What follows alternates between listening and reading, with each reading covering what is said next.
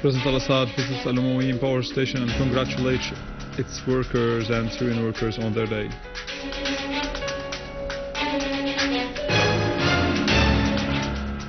And Syrian workers affirm their steadfastness in the face of terrorism.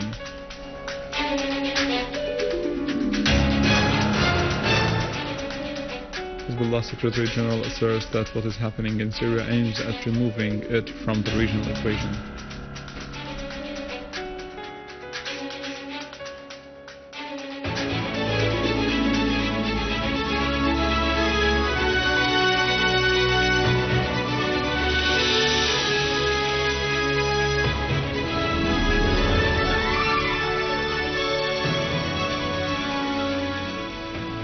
Good afternoon, this is news in English from the Syrian Arab television in Damascus.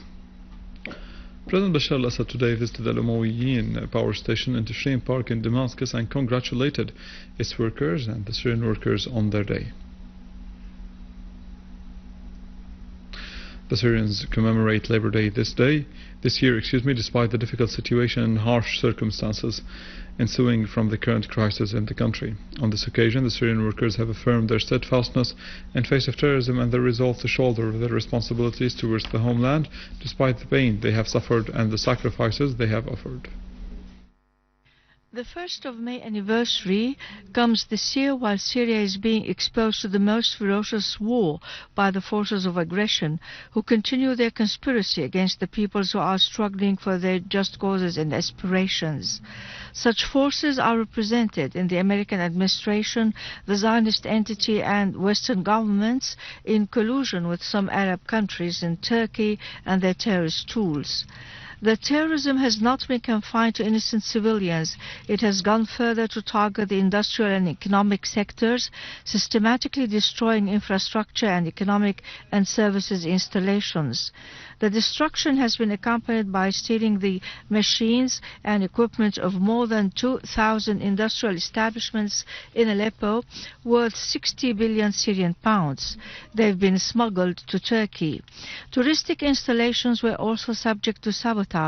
For example, in Damascus suburbs only, more than 100 touristic installations were attacked and dropped. The damage exceeded 4 billion Syrian pounds. The workers of about 50% of the industrial installations cannot have access to their place of work. 95% of the 12,000 industrial installations in Aleppo have sustained damage.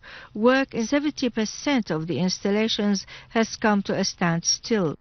2 years have passed since the beginning of the crisis, yet our working class continues its resistance and work to rebuild Syria. It continues the struggle against the enemy's agents and its stand on the side of the citizens of the homeland and their national unity and principles.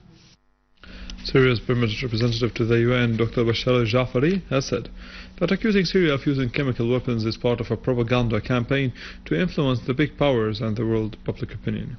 In a press conference held in New York, Al-Jaafari said such accusations were not based on compelling evidence. He pointed out that the Syrian government took the initiative in asking for an investigation into the crimes of al-Assal. Al-Jaafari asserted that the chemical materials used in Aleppo came from Turkey, adding that the armed terrorist groups had dropped plastic boxes containing some kind of powder, which was probably a chemical material, among citizens in Saraqib and Idlib suburbs, causing suffocation cases. The terrorists then moved the affected citizens to Turkish hospitals to take advantage of the situation in order to accuse the Syrian government of using chemical weapons.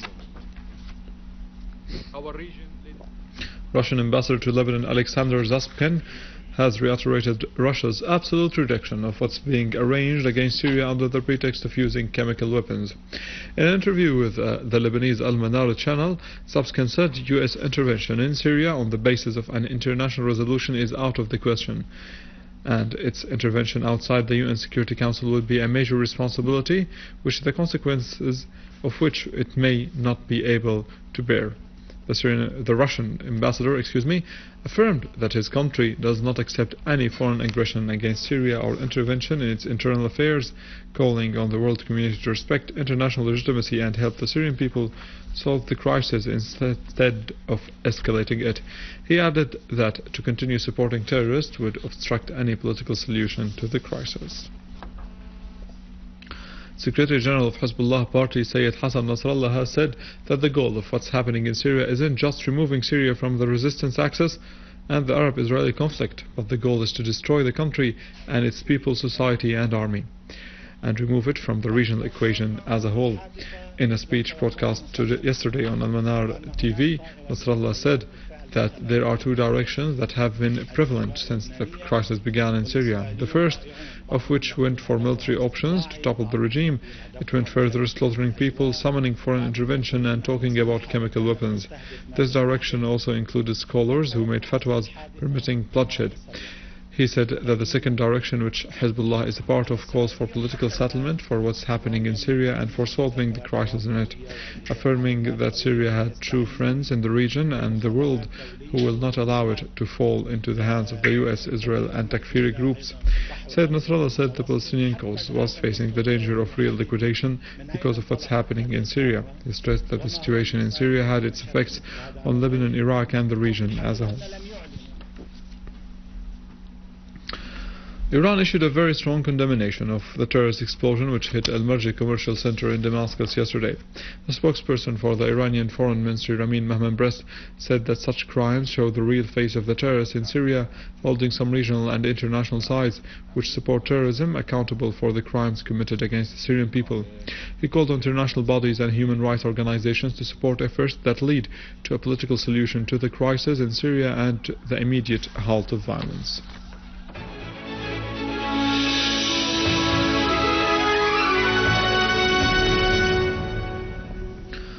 Going to our field developments, in Dar'a, an armed terrorist group tried to assassinate Dr. Walid al-Shahnour, the general director of Dar'a National Hospital, who was wounded in the chest by a sniper's bullet. He was taken to hospital's intensive care unit for treatment.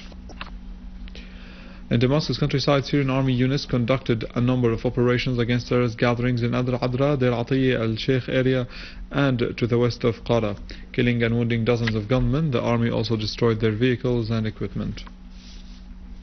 In Hama, army units restored security to Wadi Joz, Masha' and Aleppo Road in Hama after destroying terrorist hideouts and confiscating their ammunition and equipment, which included explosive devices, RPG launchers and heavy machine guns.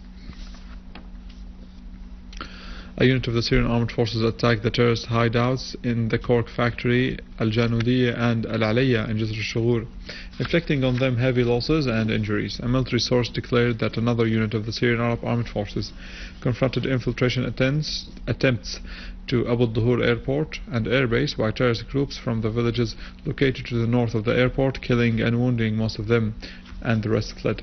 The source also added that the engineering units have dismantled 3 explosive devices between 40 to 50 kilograms of weight, which have been put by terrorists in Ariha highway and prepared to be remotely detonated to target citizens.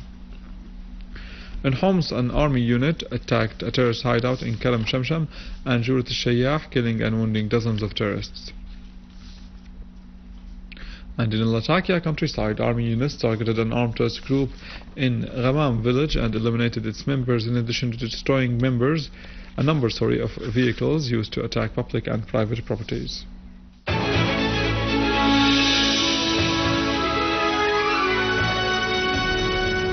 Going to regional developments, and in Iraq 4 people were killed and 12 others were wounded in a bomb car explosion to the east of Baghdad. The Iraqi police declared that the explosion has targeted a police checkpoint in Al-Husayniya on the east of Baghdad, and 4 police officers were wounded. Meanwhile, some terrorist explosions targeted some regions in Iraq, killing 36 people and wounding 93 others.